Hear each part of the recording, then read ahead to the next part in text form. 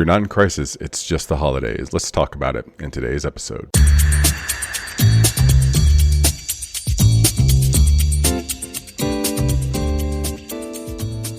Hey everyone, welcome to Licensure Lifeline, and I hope you are enjoying your holidays so far.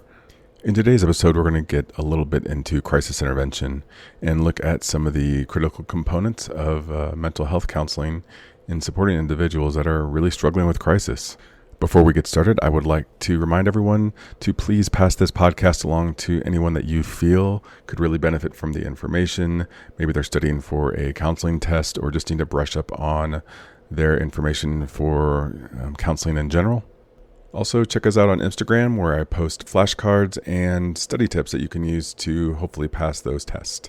Little statistic for you: 50% of people in general will experience at least one psychological crisis in their lifetime.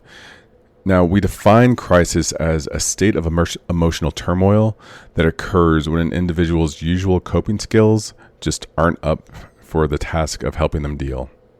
As counselors, we really need to be on top of our game when it comes to dealing with crisis and somebody going through a situation where their coping skills just are failing them. It takes a lot of quick thinking, significant empathy, and a structured approach to really help that individual. Let's go over some of the main principles with crisis intervention and brief therapy. So first up, immediate focus. The primary aim is to address the most pressing issue causing emotional distress or disruption, rather than exploring broader psychological patterns. When somebody's in crisis, this isn't a time to go in depth into their lives, their past, their futures, the things that they want. This is a time to really focus on the here and now and get them to focus on the here and now, to really try to help them through this moment. You also want to be able to adopt more of a problem-solving orientation versus a processing orientation. I think the main focus of therapeutic training puts us more toward that processing mindset when it comes to working with people. And within a crisis situation, you really do want to become more of a problem solver. And that might run counter to what a lot of us really think therapeutic intervention is about. I remember when I first started off in therapy, it was drilled into me that we're not problem solvers necessarily. We're not going into these sessions with people to solve their problems, but to create that space really for them to solve their own problems. So this is a bit of a different orientation for a therapist to take on within a crisis situation. Another unique aspect of crisis intervention and brief therapy is the duration of the therapeutic intervention. So these are just a few sessions, typically like 1 to 6 meetings, depending on the severity of the crisis, but it's really meant to get a person to a place where they're just getting through the moment. That's why these sessions tend to be so much shorter in duration than your typical therapeutic experience with people. Also, along the same lines of that problem-solving orientation, the therapist is a little bit more directive. Thinking of, there's a bit more of a focus on an outcome with this type of therapeutic intervention. There's more of a directive way of working with the individual during these moments. Let's go over some of the key techniques in crisis intervention. So first up, establishing safety, assessing the immediate risk for harm to self and others is an absolute priority in these moments. A person is in a state of mind during a crisis where they're not going to be thinking in a space that maybe aligns with who they typically are, what they typically do. And you want to make sure above everything else that they're safe and the people around them are safe. Therefore, there might be a lot of just safety planning initially. Who do you have to reach out to in a moment outside of therapy that can provide support? Getting those people in the know with this individual and to make sure that they have a really nice support system outside of therapy, and make sure that they don't have a means to really harm themselves. This is when you're assessing for people having like firearms in the house or some type of plan around self harm, and really being able to come up with some way to plan for their safety. Another technique here is normalizing a person's feelings. People need to understand that these feelings that they're having, the emotional response that they're experiencing, are valid. And, you know, that this is typically how people would respond to a crisis. Um, just, really trying to reduce those feelings of shame and isolation. I think it's easy during a crisis to really get in our heads, right? To really think that we are the only ones in the world going through this, that have ever gone through this, and the pain is ours to hold. And you need to get across to the individual that, this is a normal way of feeling, and there have been other people to that have experienced things that are just as traumatic. This is also a good space to talk about things like groups, crisis support groups, that where people can share their experiences and again help to normalize those feelings. You also really want to give that person a place to just vent. Part of the problem with crisis, as I kind of alluded to before, is this sense of isolation, this sense of, I'm the only one that has ever gone through something like this. And you want people to really just unload, to dump those feelings out, to get them out, to talk.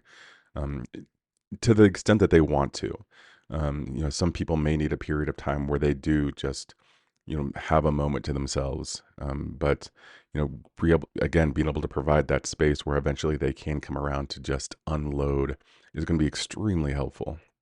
Next up, employing a little CBT here, really challenging and reframing some of the distorted thoughts that the person is having. Remember, in extreme situations, in crises situations, people's minds are not going to be in a typical state that they're used to, and they're very susceptible to distorted thinking, to fantastic thinking, and helping them really reframe those things, helping them really reframe those thoughts, can support their emotional healing from the trauma. Lastly, helping the individual to develop some coping skills.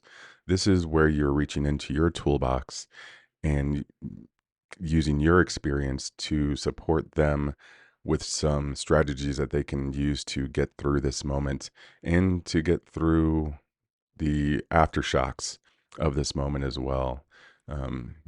Having some type of grounding exercises that they can use, ways that they can manage their distress, some mindfulness training, some meditative training, things that allow them to deal within those moments of aftershock again that they're going to feel down the road.